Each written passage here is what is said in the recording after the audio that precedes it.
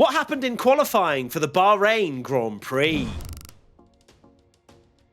Let's mention this before we go into qualifying. I am indeed wearing a green suit. That was to, 1, dress up for the first qualifying of the year, but 2, to celebrate Fernando Alonso's pole position. It didn't happen. The dream is dead. Tom Bellingham, how do you feel? To be fair, if you'd have said, I can't believe that we're here disappointed that Fernando Alonso got P5 in qualifying. If you'd have said that even 3 weeks ago when they launched their car, we'd have been, cheering, going absolutely crazy that Alonso's beaten the 2 Mercedes. And instead, because of everything that happened in all the practice sessions, it does feel a bit like, oh, but he's in the mix. Let's get into the start of qualifying. Q1, we had 1.1 seconds separating the whole field. And the only bad thing was Leclerc's car falling apart within 1 second of him starting a flying lap. So I thought that might well be the end before we'd even really begun for Charles Leclerc. But Q1 baited us ever so slightly, did it not, Tommy? It did, because Red Bull had a bit in hand. But after Q1, we were so incredibly hyped. I mean, yeah, that field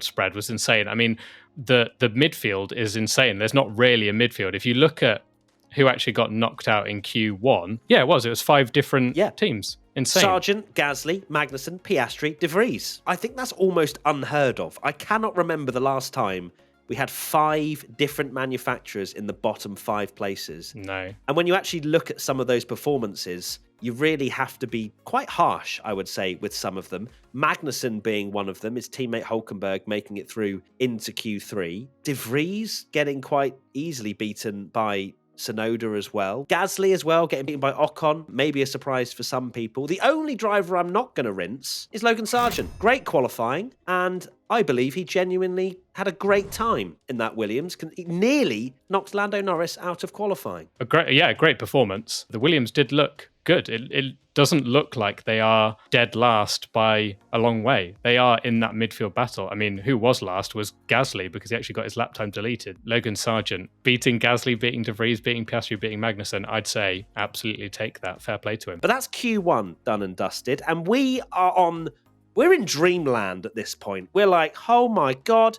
we've got Ferrari, Mercedes, Red Bull, Aston Martin, all these teams in the mix. And then Q2 came around. And I was like, Red Bull maybe a little bit quicker than they've been letting on.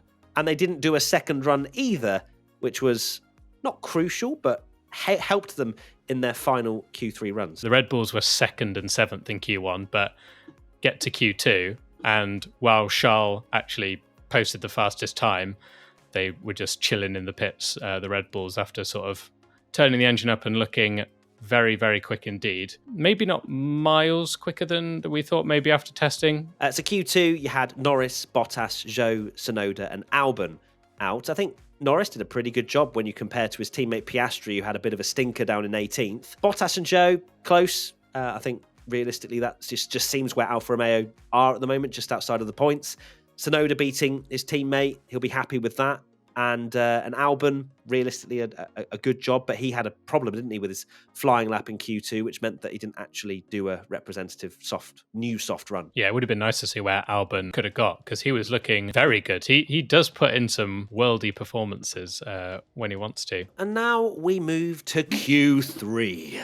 And this is where our dreams were shattered if we were wearing green. But unfortunately, he was only P5, as we have already reflected on. Only P5. Only, I know. But realistically, 6/10 off pole. We were hoping for closer. But it was Verstappen, Perez, Leclerc, Sainz, Alonso, Russell, Hamilton, Stroll, Ocon, and then Hulkenberg. Verstappen, obviously an amazing lap, 29.7. Again, showing what we all feared Red Bull had. Leclerc didn't go out for his second run. I heard that there was technical issues. It wasn't technical issues, he said. What he said was that they want to saved soft tyres for potentially the start, maybe. Interesting. Okay. So maybe he's going for a cheeky dive bomb on the Red Bulls, and then... It didn't seem like the softs were one to start on. So that's quite an interesting strategy. Interesting strategy for Ferrari? No. Yeah. Surely not. Leclerc put his lap time in and then was sat in the garage for 5 minutes or so, which I didn't make any sort of sense of. So I'm glad to see Ferrari continuing with their...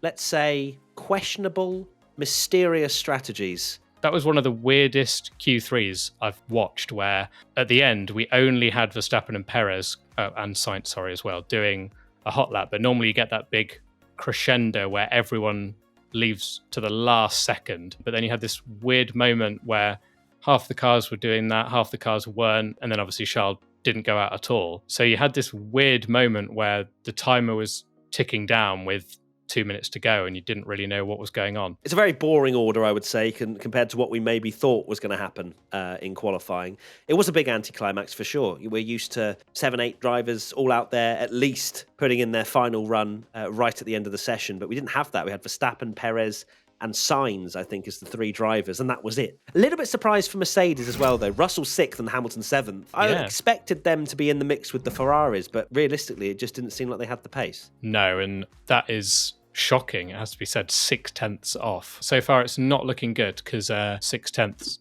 is massive, particularly when you're Mercedes. I mean, it's a proper like role reversal of when Mercedes is dominating, where you just get like one car within 2/10 and everyone else is like 4 to 6/10 off. But here's hoping we get a closer season. And Alonso out qualifying them both is bad for Mercedes because essentially he's driving a Mercedes powered rival team, which does not look good for them. It was close though. Alonso 0.004 of a second ahead of Russell, and then Hamilton a further 0.04 back from Russell. So very close between 5th and 7th. I wanted to say quickly about Lance Stroll. Of course, he had those problems in practice and his wrist hurting and so on. It didn't seem like he was doing that in the car during qualifying. I don't know if we actually noticed that, but I certainly didn't. Maybe the team went, you're gonna have to hold the wheel. Otherwise, they're not going to let you race, probably, or something to that degree. Did you see the video of him getting out the car? Yeah, we didn't speak about this yesterday. It was ridiculous. He was being basically lifted out of the car. I'm sure when you actually look at it, 8th on the grid compared to Alonso in 5th, he'll absolutely take. He's starting in the points, and Stroll usually better in the race. Let's see if his wrist holds out. And then we've got Ocon in 9th. I said he was going to have a bad weekend. It's not so bad so far. He's got into Q3, and I should have just backed Esty Bestie, to be honest with you. And then finally, Hulkenberg, with no time set, finished up in 10th. My final thoughts are, I cannot wait for tomorrow. The race is going to be awesome. I honestly, my energy levels are through the roof. Thank you so much if you tuned in to Matt P1 Tommy on Twitch. We had over 13,500 people watching us during our qualifying watch along. Please come and join us for the race as well tomorrow. Lots of love. See you soon. Bye-bye. Bye.